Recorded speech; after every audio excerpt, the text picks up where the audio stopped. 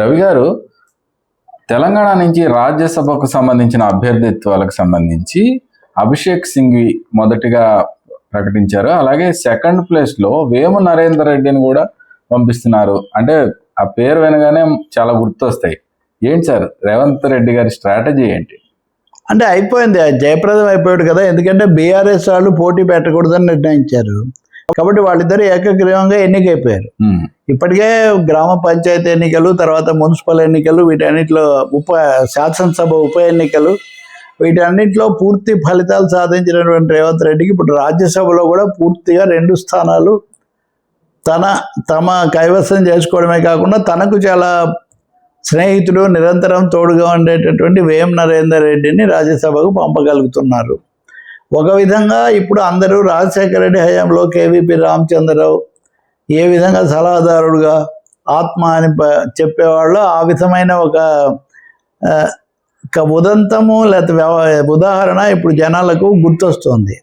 దానికంటే కూడా రేవంత్ రెడ్డిది ఇంకా నాటకీయమైంది. వాళ్ళంటే కాలేజీ రోజుల నుంచి స్నేహితులు చివరి వరకు ఉన్నారు. అయినా కాంగ్రెస్ అధిష్టానం దగ్గర కేవీపీకి అవకాశం తెచ్చుకోవడానికి రాజశేఖర రెడ్డి కొంచెం ప్రయత్నం కూడా చేశారు. 1-2 సార్లు అయ్యాక ఆ తర్వాత వచ్చింది. రేవంత్ రెడ్డి అలా కాకుండా చాలా పేర్లు వచ్చాయి. రెండో పేరుకు జస్టిస్ సుదర్శన్ రెడ్డి పేరు, సాంబయ్య అనే పేరు, మహేష్ గౌడ్ పేరు, ఇవన్నీ చాలా.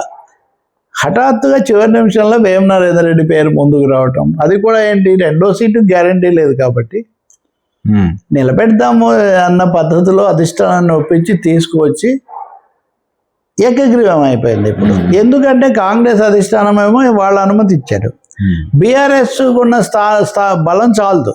అందులో 10 మంది ఏమో కండువాలు మార్చుకున్నటువంటి వాళ్ళు కూడా.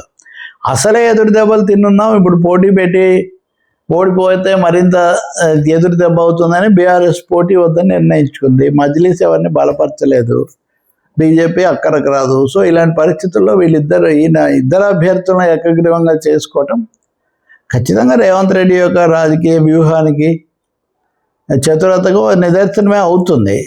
ఆయన ప్రత్యర్థులకు, ముఖ్యంగా కాంగ్రెస్లో ఉన్న ప్రత్యర్థులకు కూడా అది కొంచెం ఇబ్బందికరమైన విషయమే.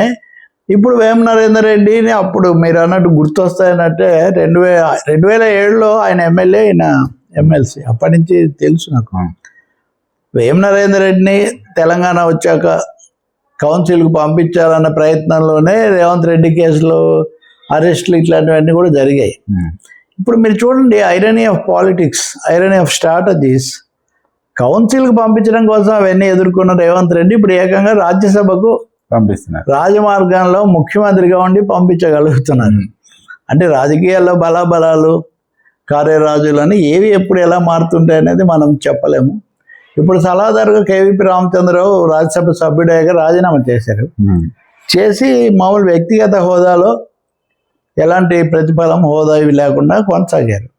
ఇప్పుడు వేం నరేందర్ రెడ్డి కూడా అధిక ఇప్పుడు క్యాబినెట్ హోదా, జీతభత్యాలు ఉన్నాయి, వాటిని వదులుకొని ఆయన మామూలు వ్యక్తిగత హోదాలో సహాయకుడిగా కొనసాగవచ్చు. ఇంకా మొదటి ఆయన అభిషేక్ మను సింఘ్వి చాలా ప్రసిద్ధమైన అడ్వకేటు, సుప్రీంకోర్టులో కీలకమైన అంశాలన్నీ ఆయన చేస్తూ ఉంటారు. సో తెలంగాణ రాజ్యసభ సభ్యుల విషయం ఈ విధంగా రేవంత్ రెడ్డికి పూర్తి అనుకూలంగా వ్యక్తిగత విజయంలాగా కూడా ఇది ముగుస్తున్నది. ఇప్పుడు ఆంధ్రప్రదేశ్లో ఏం జరుగుతుంది అనేది ఒకటి ఆసక్తికరమైనది. ఆంధ్రప్రదేశ్లో పవన్ కళ్యాణ్ జనసేనకు ఒక స్థానం ఎలా అయినా ఇవాళ 4 వస్తాయి అక్కడ.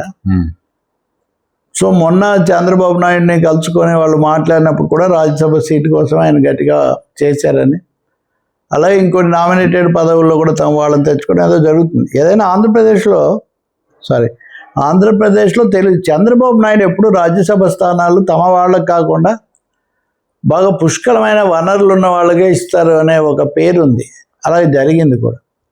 ఇప్పుడు ఏం జరుగుతుంది, ఇప్పుడు ఈ సోషల్ ఈక్వేషన్స్ను ఏ మేరకు సాటిస్ఫై చేస్తారు?